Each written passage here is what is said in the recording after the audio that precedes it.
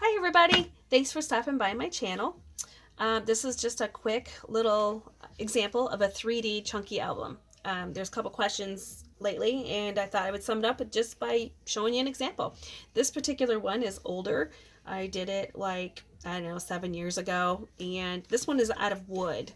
I now have a cutter that cuts them out of chipboard. So, but yeah, so a chunky album is just, it's just a regular album. It just doesn't have page protectors, and it's interactive, um, and they're usually held together by book rings, bookbinder rings, and or like I think it's the cinch. If you have the cinch system, which I do have it just doesn't have the flexibility that this has. So anyway, and a lot of times there'll be pockets, so it's interactive.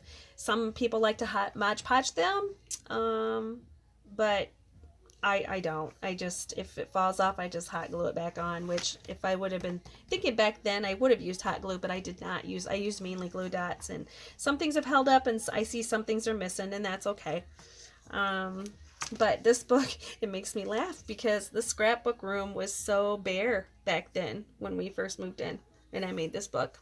So I hope that answers your questions. Another thing to remember, especially if you are in one of my chunky book swaps, the snowflake one, I sent it to you with the holes already punched, and just remember that depending on which way you plan for your book to open, which mine will open from the side because I like it to go from the side. I'm like creature of habit, and that's the way a book normally goes.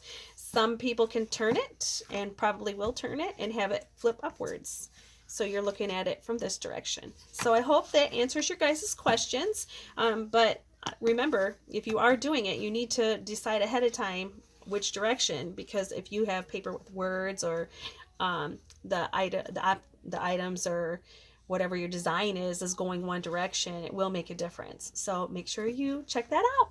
Well, have a great day, and thanks for stopping by.